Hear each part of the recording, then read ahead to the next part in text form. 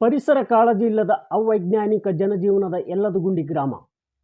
ಬಸವ ಕಲ್ಯಾಣ ತಾಲೂಕಿನ ಯಲ್ಲದಗುಂಡಿ ಗ್ರಾಮದ ಕುಡಿಯುವ ನೀರಿನ ಟ್ಯಾಂಕ್ ಬಳಿಯೇ ಗ್ರಾಮಸ್ಥರ ಅವೈಜ್ಞಾನಿಕ ಜನಜೀವನದಿಂದ ಇಲ್ಲಿ ಸಂಪೂರ್ಣ ಕಲುಷಿತ ವಾತಾವರಣ ನಿರ್ಮಾಣಗೊಂಡು ಸೊಳ್ಳೆಗಳ ಕಾಟ ಹಾಗೂ ಹಲವು ಡೆಂಗ್ಯೂ, ಕಾಲರಾಗಳಂಥ ರೋಗಗಳಿಗೆ ಬಲಿಯಾಗಿ ಕಲುಷಿತ ನೀರು ಸೇವಿಸಿ ಸಾರ್ವಜನಿಕರು ಹಲವು ಕಾಯಿಲೆಗಳಿಗೆ ತುತ್ತಾಗುವ ಸಂಭವ ಹೆಚ್ಚಾಗುತ್ತಿದೆ.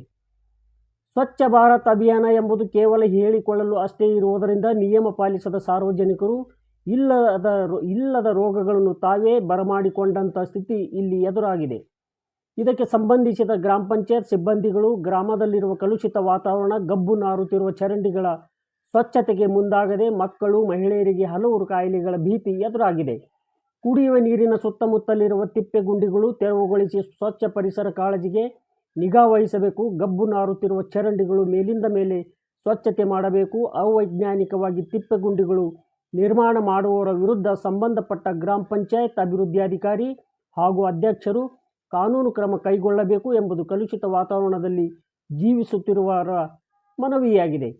ಪರಿಸರ ಕಾಳಜಿ ಇಲ್ಲದ ಅವೈಜ್ಞಾನಿಕ ಜನಜೀವನದ ಯಲ್ಲದಗುಂಡಿ ಗ್ರಾಮ ಎಂಬ ಅಪವಾದ ದೂರ ಮಾಡಲು ಸಾರ್ವಜನಿಕರಲ್ಲಿಯೂ ಅರಿವು ಮೂಡಿಸುವಂತಹ ಕಾರ್ಯಾಗಾರ ಗ್ರಾಮ ಪಂಚಾಯತ್ನವರು ಮೇಲಿಂದ ಮೇಲೆ ಏರ್ಪಡಿಸಬೇಕು ಎಂಬುದು ಪ್ರಜ್ಞಾವಂತ ನಾಗರಿಕರ ಅಳಲಾಗಿದೆ.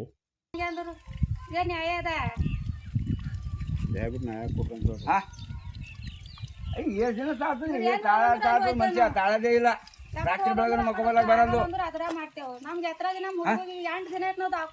ಪಾರಿಗೆ ಈಗ ಮಕ್ಕೊಂಡದ ಆರಾಮಿಲ್ಲ ಮಂದಿ ತುರ್ಸರೆ ಬರೇ ಇವೇ ನೀರು ಕುಡಿಯೋದು ಮೊನ್ನೆ ಶುಕ್ರವಾರ ದಿನ ಒಯ್ದು ಹಿಂಸೆ ಮಾಡ್ಕೊಂಡ್ ಬಂದಾರ ಮತ್ತೆ